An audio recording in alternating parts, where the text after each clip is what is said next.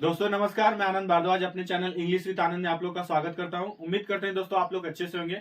दोस्तों इस चैनल के माध्यम से हम लोग यूनिक तरीके से इंग्लिश सीख रहे हैं और आगे बढ़ रहे हैं। आप लोग का सपोर्ट भी मिल रहा है। दोस्तों हमारे वीडियो को दोस्तों ज्यादा से ज्यादा शेयर कीजिएगा। दोस्तों हमारा विजन यही है कि इस वीडियो को, इस चैनल को ज्यादा से ज्यादा लोगों तक पहुंचाया जाए, जिससे लोग थोड़ा एजुकेटेड हो। जो बच्चे रूरल एरिया में रहते हैं, जो हायर एजुकेशन नहीं ले सकते, उन्हें उन तक ये वीडियो पहुंचाना है। सो इसको ज्यादा से ज्यादा दोस्तों शेयर कीजिएगा। दोस्तों हम लोग step by step, chapter by chapter आगे बढ़ रहे हैं और कुछ यूनिक तरीके से सीख रहे हैं और ऐसे ही सपोर्ट करते रहेगा। दोस्तों चलिए दोस्तों हम लोग स्टार्ट करते हैं इस सेशन को। दोस्तों इस चैप्टर में हम लोग दोस्तों बात करेंगे प्रेजेंट कंटिन्यूअस टेंस के डबल इंटीग्रेटिव सेंटेंस के बारे में।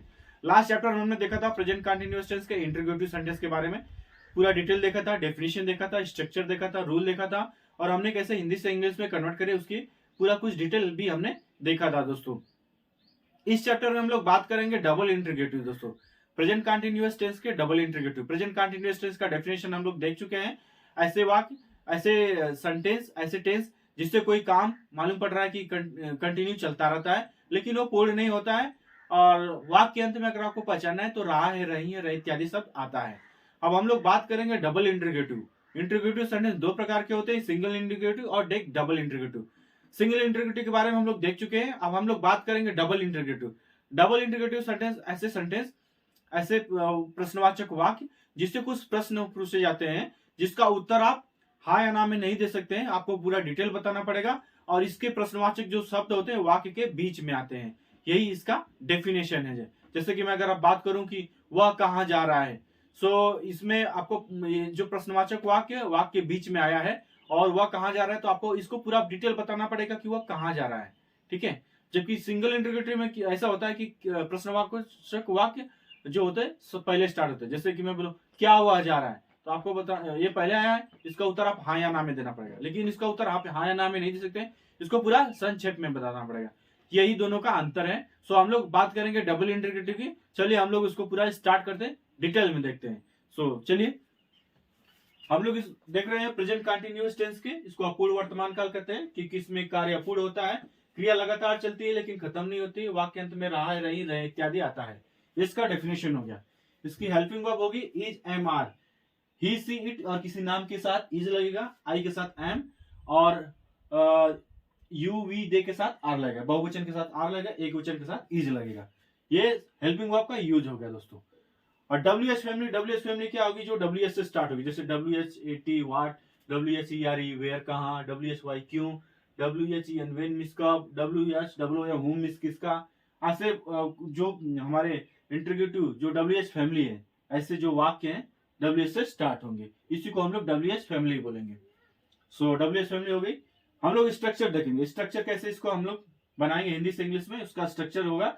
पहले हम लोग डब्ल्यू एच फैमिली लिखेंगे, उसके बाद हमारा हेल्पिंग वर्ब हो जाएगा is, am, are. Is, am, are का यूज हम लोग देख चुके हैं, सब्जेक्ट के हिसाब से हम लोग इसको लगाएंगे, प्लस हमारा सब्जेक्ट हो जाएगा, फिर मेन वर्ब की फर्स्ट फॉर्म आएगी, प्लस आईएनजी लगेगा, प्लस हमारा ऑब्जेक्ट होगा और लास्ट में अदर वर्ड्स हो गए। उसके बाद हमारा लास्ट में क्वेश्चन मार्क रहेगा, प्रश्नवाचक वाक्य। प्रश्नवाचक वाक्य लगाना मत भूलिएगा, इससे मालूम पड़ेगा कि ये इंटरोगेटिव सेंटेंस है। सो हमारे पास स्ट्रक्चर हो गया, डब्ल्यू एच फैमिली आ गई, हेल्पिंग वर्ब आ गई, इसका डेफिनेशन हो गया और डबल इंटीग्रेटिव की डेफिनेशन भी हम लोग देख चुके हैं कैसे पहचाने। अब हमारे सारी चीजें हमारे पास है, अब हम लोग इसको पढ़ रहे हैं हिंदी से इंग्लिश में कैसे बनाए।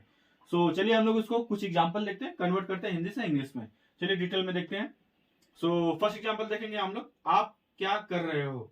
सो ये मालूम पड़ रहा है कि कंटिन्यूअस टेंस है, रहा है, रही, रही इत्यादि आया है और ये काम कंटिन्यू चल रहा है लेकिन खत्म नहीं हो रहा है। क्या कर रहे हो मतलब पता नहीं चल रहा है कब खत्म होगा। ठीक है। सो डबल इंटीग्रेटिव कैसे पहचानेंगे, क्या शब्द बीच में आया है और इसका उत्तर आप हाँ या ना में नहीं दे सकते। आप क्या कर रहे हो, आपको बताना पड़ेगा क्या कर रहे हो, कुछ जो काम कर रहे हो आपको बताना पड़ेगा आप क्या कर रहे हो। सो चलिए हम लोग पहचान देख चुके हैं, डेफिनेशन हो गया। अब हम इसको बनाएंगे, आप क्या कर रहे हो। सो पहले डब्ल्यू एच फैमिली लिखेंगे, क्या की स्पेलिंग वाट हो जाएगा, वाट। उसके बाद हमारा हेल्पिंग वर्ब हमारा आर लग जाएगा, आर क्योंकि यू है, व्हाट आर यू। उसके बाद मेन वर्ब करना, सो डू लगेगा, डू में हम लोग आईएनजी लगा देंगे क्योंकि कंटिन्यूअस टेंस है। लास्ट में क्वेश्चन, इसमें कोई ऑब्जेक्ट है नहीं, सो इतना ही रहेगा।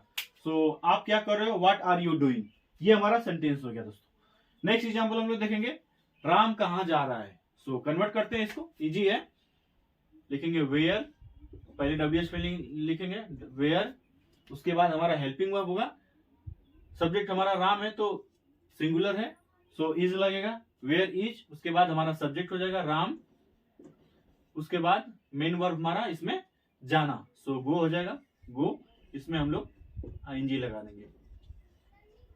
सो इसमें कुछ ऑब्जेक्ट है नहीं सो हम लोग इसको ऐसे छोड़ देंगे, लास्ट में क्वेश्चन मार्क लगा देंगे। सो राम कहाँ जा रहा है, where is Ram going, simple है, बहुत इजी है, सिर्फ स्ट्रक्चर ध्यान रखिएगा, हेल्पिंग ध्यान रखिएगा, डब्ल्यू एच फैमिली मत भूलेगा, डेफिनेशन है, सो आप इजी से बना सकते हैं। तो मैंने छोटा सेंटेंस बनाया, इसको बड़े सेंटेंस में भी आप कन्वर्ट कर सकते हैं। सो ये हमारा सेंटेंस हो गया। नेक्स्ट सेंटेंस देखेंगे हम लोग, आप क्यों हंस रहे हो। सो मालूम पड़ रहा है कंटिन्यूअस टेंस है और डबल इंटरोगेटिव का जो वाक्य है वो बीच में आया है और इसका उत्तर आप हाँ या ना में नहीं दे सकते। आप क्यों हंस रहे हो, मालूम पड़ रहा है आप क्यों हंस रहे हो, मतलब आपको कारण बताना पड़ेगा, हंसने का कारण, क्यों हंस रहे हो। सो यही डबल इंटरोगेटिव है। चलिए इसको हम लोग बनाते हैं। सो पहले हम डब्ल्यू स्पेलिंग लिखेंगे, क्यों की स्पेलिंग लिखेंगे वाई, वाई, उसके बाद हमारा हेल्पिंग वर्ब यू है तो आर लगेगा, वाई आर यू, सब्जेक्ट हमारा यू हो गया, why are you, Y O U, उसके बाद मेन वर्ब हमारा हंसना सो लाफ हो जाएगा, L A U G H, इसमें आईएनजी लगा देंगे, laughing, why are you laughing, last में क्वेश्चन मार्क, इसमें भी ऑब्जेक्ट नहीं है तो ऐसे छोड़ देंगे इसको, आप क्यों हंस रहे हो, why are you laughing, easy है, बस स्टेप बाय स्टेप ध्यान रखिएगा। सो नेक्स्ट एग्जांपल देखेंगे, आप कब दिल्ली जा रहे हो। सो मालूम पड़ जा रहा है कि ये डबल इंटीग्रेटिव, क्योंकि कब शब्द बीच में आया है, प्रश्नवाचक शब्द, और इसका उत्तर आपको बताना पड़ेगा कब, आपको दिन तारीख बताना पड़ेगा कब जाने वाले हैं। सो ये कंटिन्यूअस टेंस का डबल इंटीग्रेटिव है, इजी है। चलिए इसको हम लोग कन्वर्ट करते हैं। सो कब की स्पेलिंग पहले लिखेंगे व्हेन, उसके बाद आप है सो यू लगेगा, हेल्पिंग वर्ब होगी इसमें आर हो जाएगा क्योंकि यू है subject, when are you, when are you, उसके बाद मेन वर्ब हमारा जाना सो गो हो जाएगा, इसमें आईएनजी लगा देंगे, कंटिन्यूअस टेंस है, व्हेन आर यू गोइंग, इसमें ऑब्जेक्ट है हमारा दिल्ली है सो टू दिल्ली, DELHI, आप दिल्ली कब जा रहे हो, when are you going to Delhi. So ऐसे कुछ एग्जांपल हम है हमारे पास, आप इससे भी बड़ा सा एग्जांपल आप लोग बना सकते हैं, अपने हिसाब से प्रैक्टिस कर सकते हैं, इजी है, सिर्फ इसमें स्ट्रक्चर मत भूलिएगा, डब्ल्यू एच फैमिली याद करके रखिएगा, हेल्पिंग वर्ब का यूज हम लोग देख चुके हैं, डेफिनेशन हमें पता ही है, और कैसे पहचानेंगे कि ये डबल इंटीग्रेटिव है, क्योंकि जो प्रश्नवाचक वाक्य बीच में आए हैं ये। सो इसी से मालूम पड़ जा रहा है कि ये डब्ल्यू एच फैमिली है, और इसका उत्तर आप हाँ या ना में नहीं दे सकते, पूरा डिटेल बताना पड़ेगा।